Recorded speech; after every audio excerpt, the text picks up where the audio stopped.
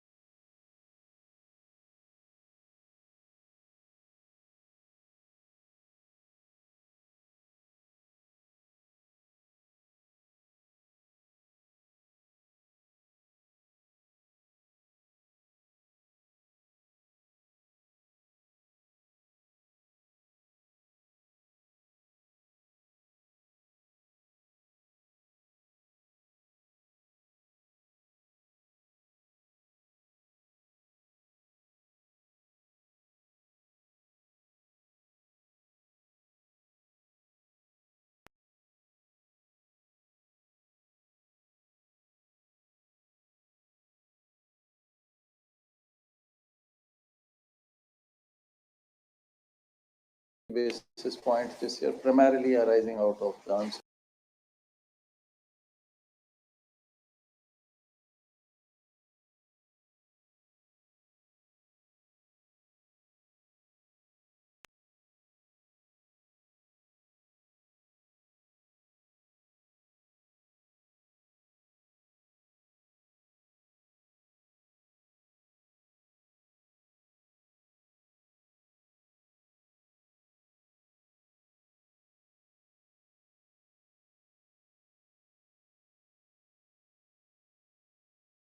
in all, more than inflation, we are concerned about its impact on growth. And accordingly, you can read the statement for further details. Thank you. Thank you, sir. Next, we'll have Lata from CNBC.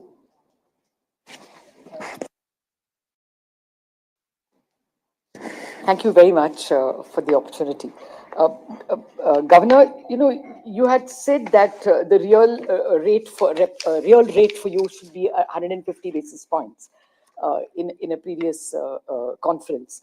Now, per your forecast, throughout this year, inflation is going to be below 4%. In which case, the real rate today is actually 200 basis points. So,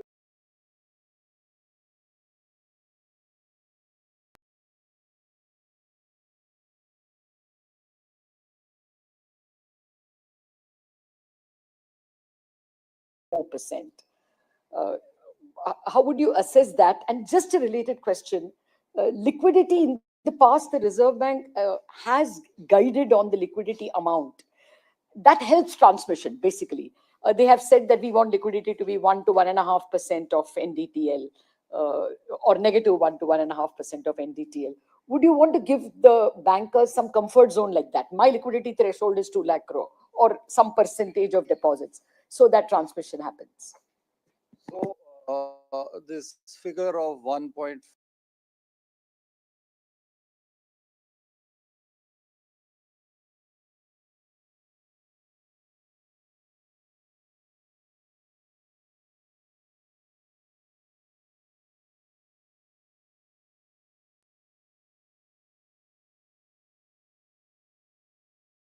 rate, as you call it over there, insofar as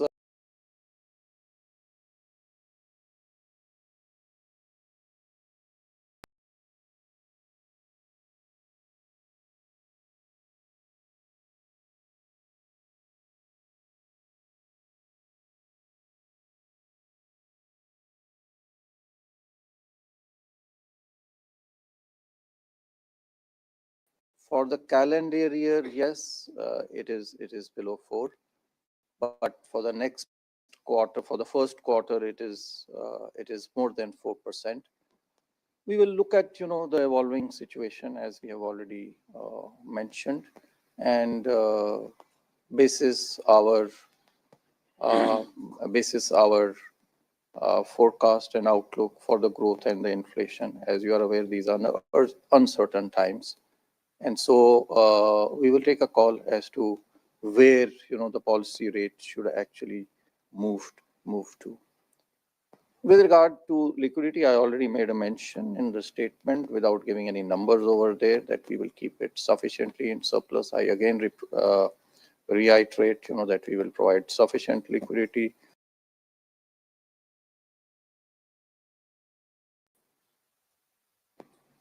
I don't want to give a number, really, as to what kind of a surplus, but sufficiently in surplus.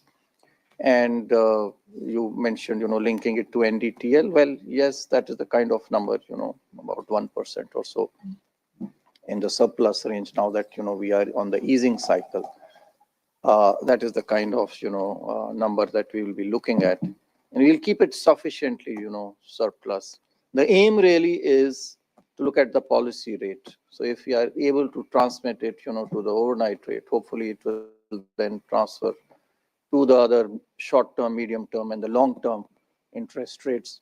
Transmission, you are aware, it takes a little while. It's not over. It will not happen, immediately. We have seen it in the past, that transmission, when we increased it by the repo rate by 250 basis points, it took 6 to 9 months at least, for the interest rates to decrease in response to the policy repo rate decrease. And they also, did not decrease to a corresponding amount. The decrease was about 204 basis points only, as against the 250 basis points increase in the repo rate.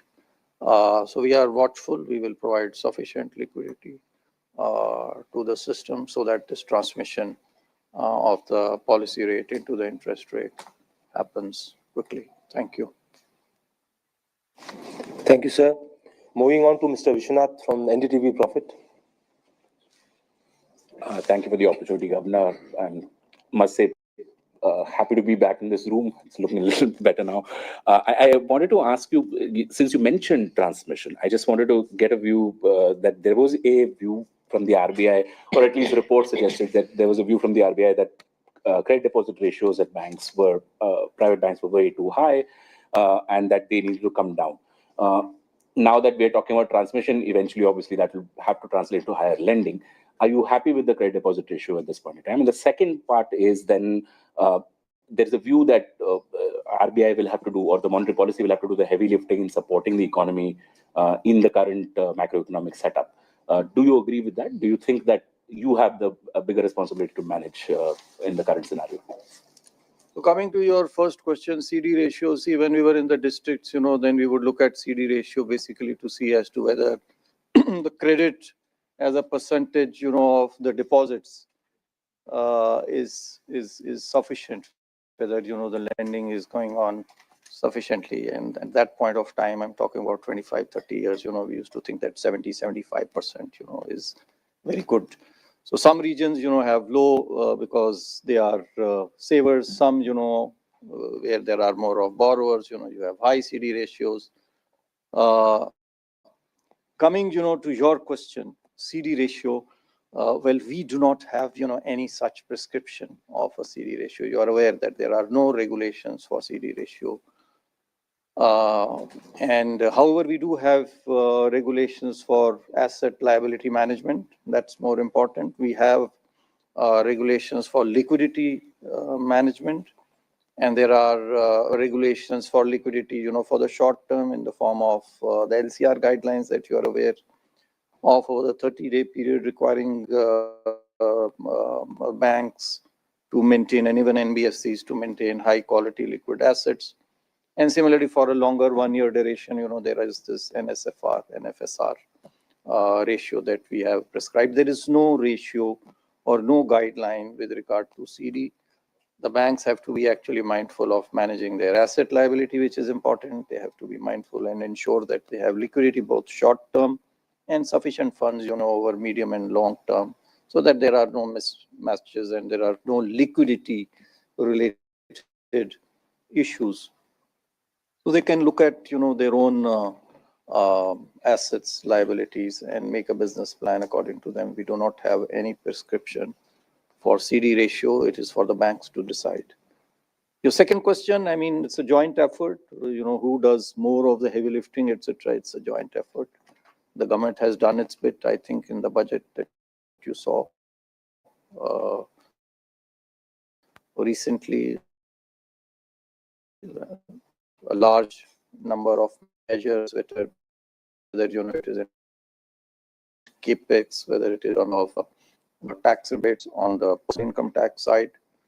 And we have reduced repo rates. We have changed the stance going forward,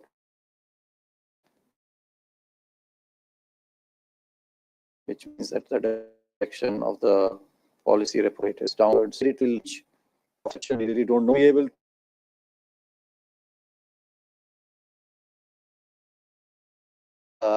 but we will jointly, try to manage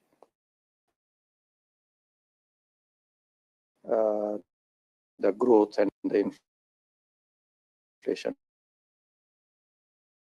dynamic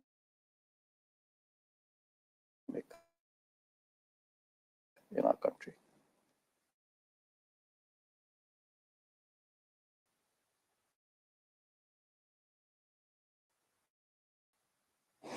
Thank you, sir.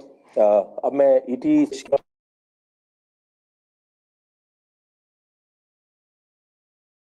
क्योंकि हमने FY25 में देखा है कि सबसे बड़ा segment जो है पर्सनल लोन का रहा है। तो अब जिस तरह से सर पर्सनल लोन के अंदर ही टेक्नोलॉजी बदल रही है और अलग-अलग सेगमेंट भी उभर के बाहर आ रहे हैं, जिसमें हमने देखा है कि जो आम लोग हैं नियम संदर्भ में है, या फिर एक अलग सेगमेंट बनाया जा सकता है जहां पर जो जरूरी चीजों से जुड़ा हुआ लोन लोग लेते हैं उन्हें राहत दी जा सके। और सर दूसरा छोटा सा सवाल होगा सर, जो आरबीआई का पहले रुख था कि जो बैंकों की सब्सिडरी है, इंश्योरेंस सब्सिडरी, वहां पे 20% तक 26% तक 2 कंपनियों में अलाउ किया है। अभी एक बैंक ने 30% तक भी हिस्सा खरीदा है, तो क्या रुख थोड़ा बदला है? आपका पहला प्रश्न की चिंता है, तो चिंता नहीं है, कोई चिंता नहीं है। There is no worry. जो है हमारा जो सिस्टम है वो काफ़ी अच्छा सुदृढ़ है और काफ़ी मजबूत है। चाहे वो टोटल आप बैंकिंग सेक्टर, एनबीएफसी सेक्टर के बारे में बात करें, या चाहे आप जो पर्सनल लोन के बारे में आपने पर्सनल लोन्स के लिए जो हमने रिस्क वेट बढ़ाया था हाल ही में 125% किया था, वो उसे एक बढ़ोतरी के रूप में नहीं देखना चाहिए, क्योंकि कोविड से पूर्व के पहले का जो के समय में एक रिस्क वेट बढ़ाने के लिए वेट कम किया था, तो उस लेवल को, उस रिस्क वेट को हमने वापस उस स्तर के ऊपर में हम लेकर के गए हैं। हमने उसको बढ़ाया नहीं है। हमने जो उसका ओरिजिनल जो उसका स्तर था, उस स्तर के ऊपर में हम लेकर के आए हैं। दूसरी बात में,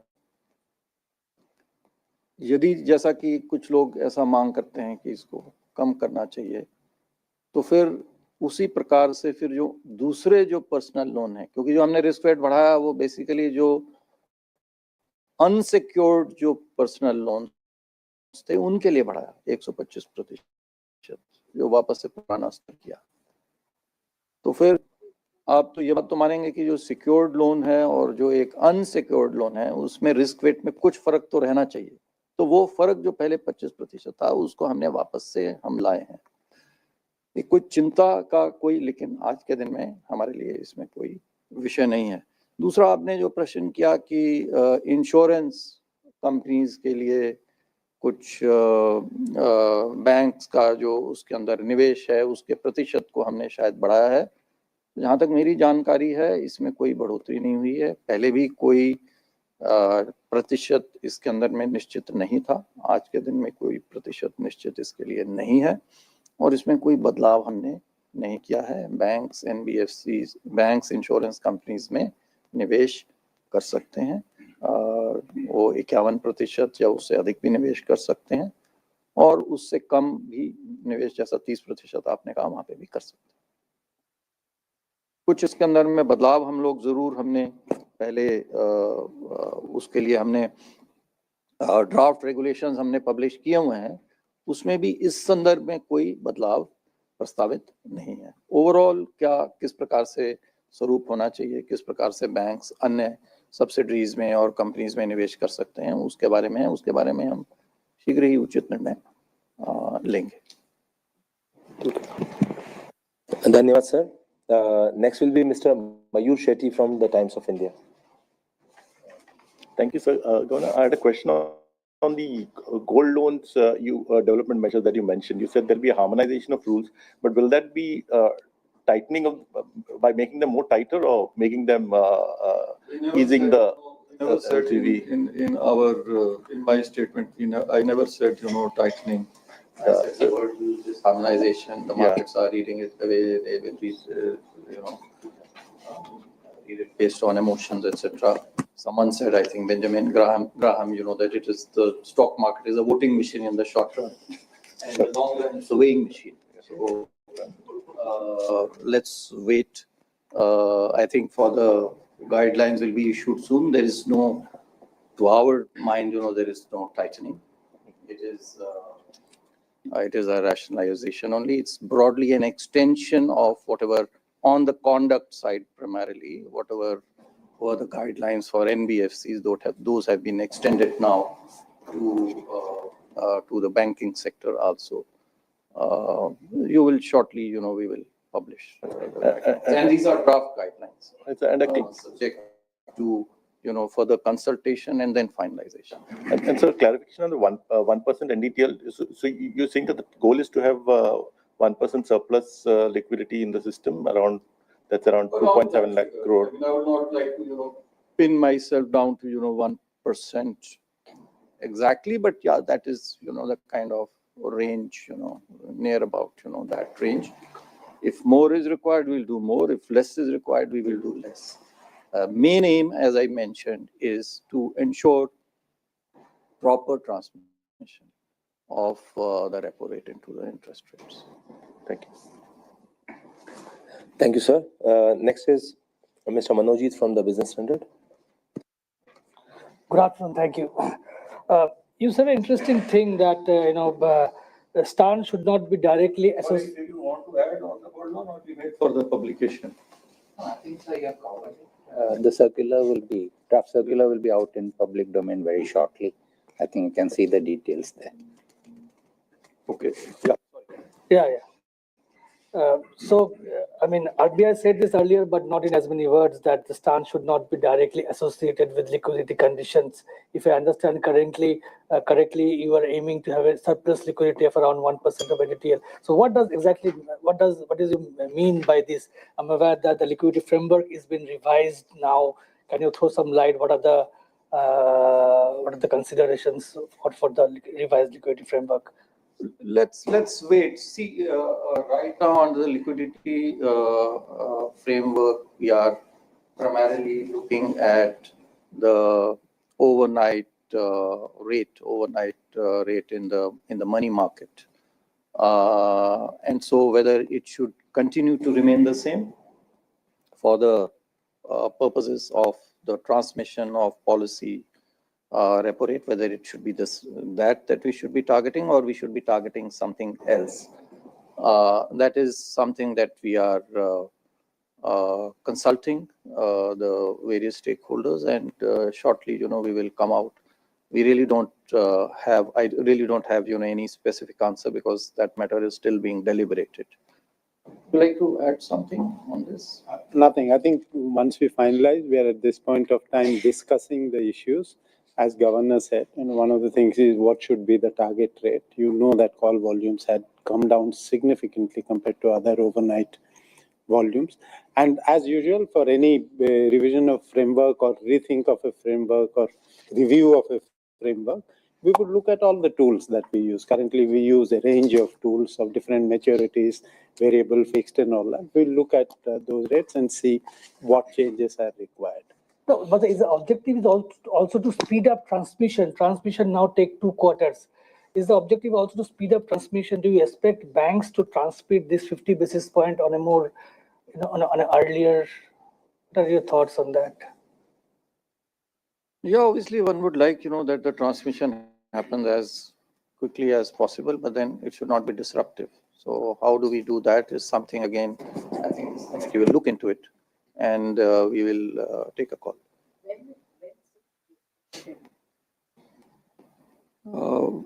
Early, I will not be able to give a date because I have not reviewed it with my team, but we are looking to do it, as early as possible. Thank you, sir. Next, we'll have Ms. Swati from Reuters. Thanks a lot, sir.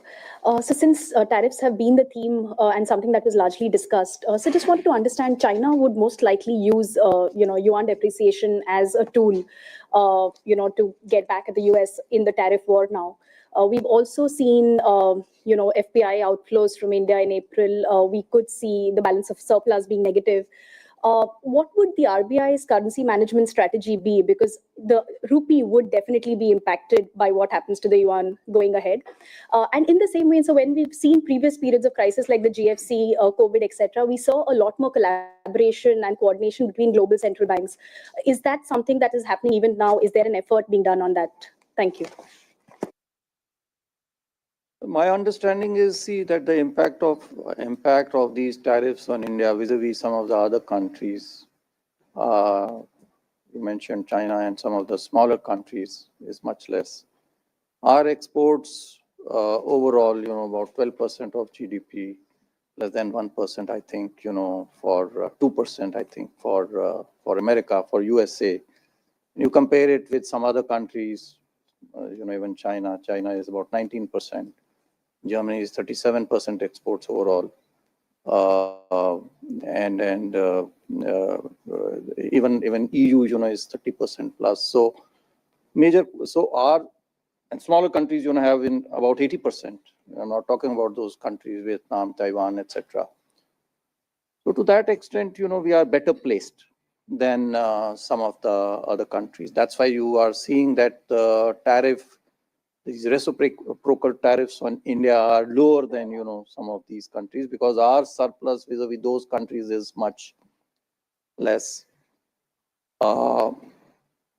And so we have, in some ways, I mentioned it in my statement also, that we have a comparative advantage. We may have, a comparative advantage vis-a-vis some of these countries insofar as the USA is concerned. But overall, of course, it is certainly still, a growth dampener. And insofar as the currency management is concerned, as you know, we do not actually intervene in the currency management. It's only, for excessive or disruptive volatility that we do so. We do not try to manage or target any rate or band or level of the Indian rupee. Just clarifying that. So it's fair to say that, if there is a depreciating pressure on the rupee, RBI will let it slide. Is it fair to say that if globally currencies are falling and emerging market currencies are falling? As I mentioned, if there is excessive, we don't, target any level. We do not target any level. I think the markets in India are quite deep, quite wide, and the market forces best know what the levels should be. Having said that, any excessive volatility, if it requires an intervention, we will not be found wanting. We will certainly intervene wherever it is required. Thank you, sir. I'll request everybody to stick to one question only, so that everybody gets a chance to ask. So next, I'll request Mr. Ashish from PTI to ask his question. Thank you, sir. So you mentioned about you can't possibly predict the way forward on the rates. But sir, what would be the chance if major central banks really continue to hold for long? You have taken a shift with the stance, but will it allow us the room to cut further? I mentioned in my policy statement that, what the impact really could be on the globally, of these global tariffs, etc., and uncertainties, what the impact could be on India. And primarily, we believe that the domestic inflation and growth is what is going to drive and determine our stance and our policy repo rate. So we'll continue to look at our domestic, while being vigilant, of course, and they will have certainly an impact. The global environment will have an impact. But as I mentioned, we are in a better position because our export, import, our interconnectedness with the outside world, vis-a-vis some of these smaller economies and even, China, larger economies, is much less. Thank you, sir. Next, we'll have Mr. Anup from Bloomberg.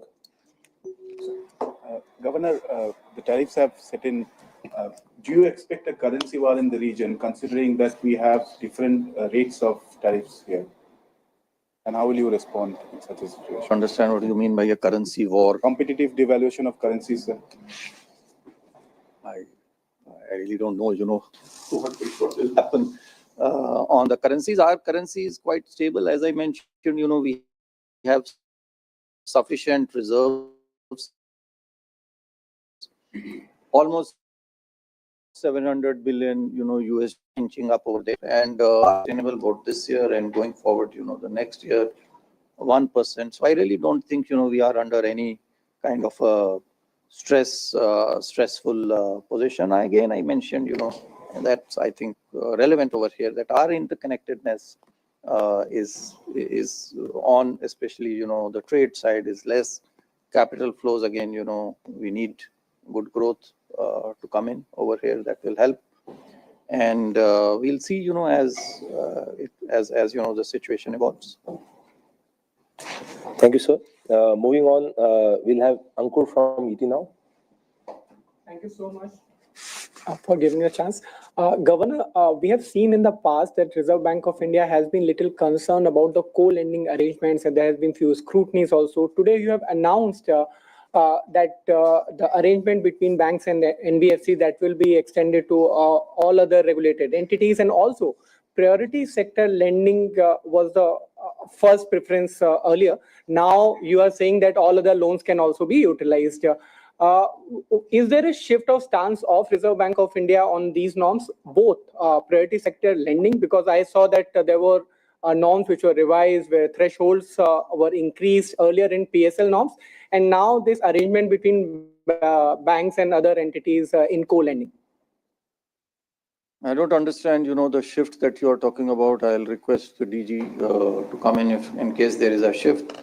But I believe that the co-lending arrangement has actually helped in the priority sector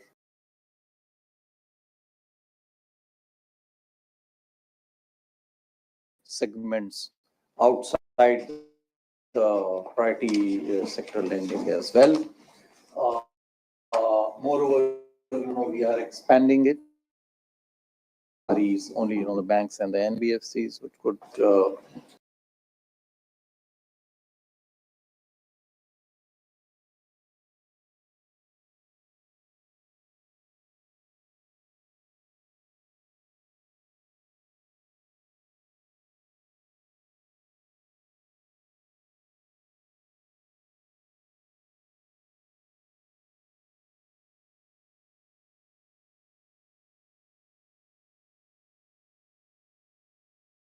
for the banks and NBFCs.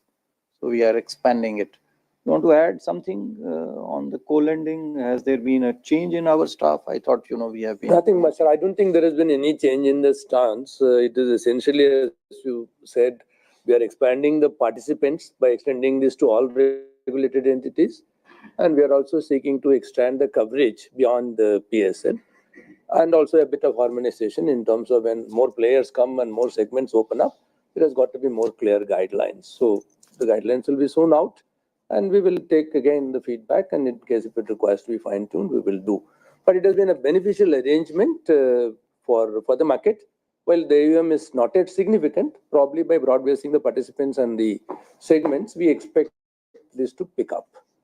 So it will be, the guidelines will be more facilitative in terms of ensuring that the borrower ultimately gets the benefit of someone who has a cost advantage, someone who has a reach. The benefit of both should reach the ultimate end consumer. That's our intent. Thank you, sirs. अब मैं जी business से एकता सूरी को आमंत्रित करूंगा कि वो अपना प्रश्न पूछें। Good afternoon sir. सर आपने हाल ही में बहुत बार एक दो बार जगह आपने ये बोला कि केवाईसी जो है वो कस्टमर्स के लिए ईज आउट प्रोसेस होना चाहिए, बार बार उन्हें फोन नहीं आना चाहिए। तो इसको लेकर सर क्या हम एक्सपेक्ट कर सकते हैं, क्योंकि सी केवाईसी में बहुत सी इनडिस्क्रिपेंसीज हैं, बहुत सा रेपिटेशन है, डेटा पुराना है, और दूसरा ये कि बैंक्स में ट्रस्ट होने के लिए अब फ्रॉड, डिजिटल फ्रॉड्स बहुत ज्यादा बढ़ रहे हैं, लेकिन कस्टमर्स आज भी जब बैंक में जाते हैं एक जेन्युइन फ्रॉड को लेकर भी, तो भी पैसा वापस मिलने में बहुत दिक्कत आती है। तो वहां क्या कोई स्टांस जो है कड़े हो सकते हैं, म्यूल हंटर जो है वो मदद कर रहा है, या फिर IC4 के साथ अगर API बैंक अपने इंटीग्रेट कर रहे हैं, उस प्रोसेस में कुछ तेजी आ रही है, तो यहाँ हम क्या देख सकते हैं जो कस्टमर के लिए और ईजी हो बैंकिंग करना और ट्रस्ट वर्दी हो, कुछ विश्वास बढ़े? केवाईसी हमारे लिए एक निश्चित रूप से हमारे लिए प्राथमिकता है कि किस प्रकार से हम केवाईसी की जो पूरी प्रक्रिया है उसको हम सस्ता बनाएं एक और दूसरी ओर जो है उसको हम सुगम बनाएं। सरल, सुगम और सस्ता किस प्रकार से बना सकते हैं, ये हमारी एक प्राथमिकता है। और इसके लिए हमें बैंक्स और जो सरसाए है, जो CKYCR जिसका आपने जिक्र किया, उसको मेंटेन करता है, उनके साथ में तालमेल बढ़ा करके इसको और अधिक सुगम करने की हमारे को निश्चित रूप से इसमें आवश्यकता है। इसके बारे में मैंने पहले भी कहा है, लेकिन ये उतना आसान कार्य नहीं है, क्योंकि इतनी अधिक संख्या में हमारी रेगुलेटेड एंटिटीज हैं जो कि भिन्न भिन्न स्थानों के ऊपर में केवाईसी कर रही हैं। तो किस प्रकार से ये एक यूनिफाइड डेटाबेस हो जिसके अंदर में एक व्यक्ति का, यदि कोई भी रेगुलेटेड एंटिटी चाहे किसी भी नियामक आयोग, किसी भी रेगुलेटर के अंतर्गत आती हो, उसका यदि केवाईसी हो जाता है तो पुनः दूसरे रेगुलेटेड एंटिटी को उसको केवाईसी करने की आवश्यकता नहीं पड़े। CKYC सरसाई CKYCR को अपग्रेड कर रहा है। CKYCR 2.0 के लिए उसने कदम उठाए हैं। 100 करोड़ के करीब अभी उसके अंदर उनके पास में रिकॉर्ड्स हैं, तो ये काफ़ी अच्छी संख्या उनके पास में ऑलरेडी हो चुकी है, जिसको हम आगे इसको हम लिवरेज कर सकते हैं। क्वालिटी के इश्यूज जैसे आपने बताया हैं उसको हमारे को इम्प्रूव करना पड़ेगा, लेकिन हमारा यही प्रयास रहेगा कि किस प्रकार से ऑलरेडी भारत सरकार ने अब ये निर्देश दिए हैं, एक नियम बनाया है उन्होंने, और हमने भी अपने निर्देश सभी रेगुलेटेड एंटिटीज को दिए हैं कि उसकी पालना की जाए, कि केवाईसी करने से पूर्व CKYCR को पहले वो चेक करें, वो देखें कि CKYCR में यदि डॉक्यूमेंट्स ऑलरेडी मौजूद हैं, केवाईसी अगर ऑलरेडी पहले से हुआ है तो उसको पुनः केवाईसी डॉक्यूमेंट्स न लेने पड़े। तो ये निर्देशों की, नियमों की पालना होने में निश्चित रूप से थोड़ा समय लगता है, क्योंकि बैंक को अपना सिस्टम में बदलाव करना पड़ेगा, उनके IT सिस्टम में बदलाव करना, तो उसको वो बदलाव की प्रक्रिया जारी है, क्योंकि ये हमारी प्राथमिकता है, भारत सरकार की प्राथमिकता है। मुझे ये विश्वास है कि निश्चित रूप से आने वाले समय में केवाईसी और अधिक सुगम, सरल, सस्ता होगा। फ्रॉड के लिए हमने विभिन्न कदम उठाए हैं। मैं निवेदन करूंगा, अगर आप अनुमति दें, अंग्रेजी में और हिंदी में मिस्टर स्वामीनाथन को, कि वो जो है आपको विस्तार से इसके बारे में कि फ्रॉड के लिए हमने क्या क्या, म्यूल हंटर की क्या स्थिति है। मैं आई रिक्वेस्ट डीजी स्वामीनाथन, हमने म्यूल हंटर की क्या हमारी आगे के लिए 1 साल में हम कहाँ तक म्यूल हंटर में कहाँ पहुंचना चाहते हैं, कहाँ पे हम आज के दिन में, आपने म्यूल हंटर का कई सारे प्रश्न आपने एक साथ पूछ लिए। तो ये कई सारे प्रश्नों का जवाब देने के लिए let me get my team in. Yeah, just to sum up on the responses, basically digital frauds has been a major concern for all of us. And we have been working to ensure that the fraud risk management and the proactive risk management systems that are operational at the bank level are improvised so that frauds can be prevented. Well, of course, you also mentioned about if it occurs, what should be the compensation. There are limiting liability guidelines that are already in place. What we also have to bear in mind is that such money moves very fast and it doesn't remain in the control of the regulated entities oftentimes. But wherever possible, they are being impounded and being refunded, while success rates depends on how quickly the complaint is lodged and how quickly it is acted upon. You also mentioned about I4C integration. Today, we have all the banks have very actively, proactively integrated with the I4C system. And all the banks have also been mandated to have a 24/7 helpline and dedicated officials who will handle these calls so that any point in time, the action is taken very quickly. Golden hour is what believed in the medical system. The same thing is what we believe in digital frauds as well, we should adopt. The third is in terms of mule hunter, the pilots have been extremely successful. The results that are coming out in terms of having the whole system level data, the fraud prevention system in the banks work on their own bank data, while the mule hunter facilitates system level data. The pilots that we have done with large banks have been highly successful. The outcomes are almost near real time and the models have proved to be effective. But these are AI/ML based models. They need time to learn. They need more data to digest and then become more successful. So we will take this pilot into production as quickly as possible. Innovation Hub has been working with most the large banks have been participating. It is our intention that we become as near real time as possible to ensure frauds are prevented as much as possible, and should a fraud occur, and recover as much and as quickly as possible. That's the aim. But this will be a journey because we have to remember that the fraudsters are always one step ahead. So we are invariably on a catch-up game, but we will probably catch up better. Dhanyavad, sir. Thank you, sir. Next, we'll have Gopika from the Mint. Thank you, sir. Good afternoon, Governor. Since the time you took charge, we've seen 3 crises at 3 different institutions, one at a private sector bank, a new cooperative bank, and a housing finance company. What are the key, these 3 crises have happened under RBI's nose over a long period of time. What is RBI's learnings from this? And secondly, in the private sector bank, IndusInd Bank per se, RBI would have received the internal review report. Are there any concerns that we have to be worried about? And the management has been allowed to continue. So could you tell us your views on this? Individual entities, you are aware, we don't get into, the specifics of the individual entities. At a system level, I would say that, and I mentioned this even in my statement, whether it is the cooperative banks, whether it is the NBFCs or the scheduled commercial banks, etc. System level, we are very, very safe, secure, robust. The system is resilient. The other thing is that let's keep in mind that it's a very, very large system. There are a large number of players, almost 10,000 NBFCs. There are about 1,500 cooperative banks. So I was looking at data in last 8 or 9 years, some 70 cooperative banks out of 1,500 cooperative banks. So that makes it about, you can calculate. So it's very small, in numbers it may seem, so these things will happen. Our effort is to minimize the impact, to minimize them. And I think it is quite it's a reasonable, it's quite low. It's quite low. If you look at, I will not have data to support that, but I would tend to believe that,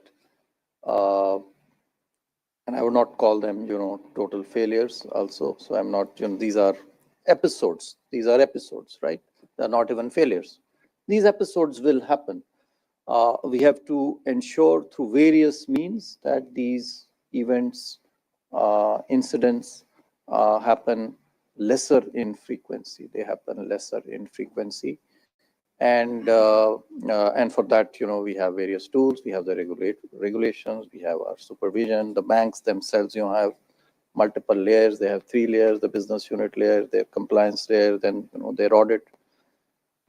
So all of them, we have to all work together and continuously try to improve the systems. Thank you, sir. May I have Ms. Sangeeta Mehta from Economic Times? Thank you, sir. Thank you. Sir, related to Gopika's question, on IndusInd, can RBI take any action on auditors? I mean, because they've been saying that this is happening for 5 to 7 years. And how did it miss how did auditors miss this completely? As I mentioned, I would not like to get into any individual entity or an individual auditor or anyone. We have good systems in place to be able to detect wherever possible, as early as possible, non-compliances, risks, and then we take preemptive as well as wherever required corrective action. Yeah. Just to supplement on what Governor said in terms of both the questions, without getting into any particular entity, one is, of course, we never waste a good crisis. There will be learnings, and the supervisory tools will get better with each episode as they play out. It's our intention to minimize and, more importantly, ensure that the customers remain protected, even if accidents play out. So in each of these crises, we have taken adequate steps to ensure that the customer inconvenience is minimized and customer money is protected to the extent as much as possible, so that these episodes are dealt with independently. Coming to your question, essentially, whenever such failures happen, it is part, while of course we take risk mitigants in terms of protecting the customers. On the other side, we also direct the boards to ensure that proper forensic and accountability studies are held, and then whomsoever is accountable, whether they are internal, external, or service providers, all of them will get covered in that, and actions will play out, and it will take its due course in terms of if there were any lapses, and they will be dealt with appropriately. I don't want to say it in specific reference to any particular episode, but in every episode there will be, apart from the repair that gets carried out, there will also be an accountability which will follow. So we'll wait for that outcome. We don't need to speculate about that here. That will be. Is it forensic and one more report? For accountability, as accountability report. Part of that, essentially to see whether there were any lapses, and if lapses, then who should be held accountable. Is something which is part of every such episode that plays out. We are more concerned in terms of ensuring that the rectification is done as expeditiously as possible, and that there is no loss to.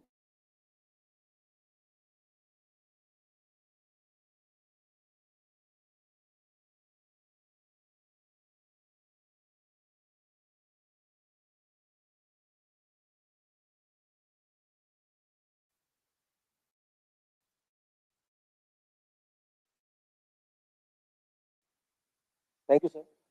Sir, with your kind permission, last 4 questions. Yes. Towards the right, sir, we'll have Mr. Piyush from Hindu Business Line.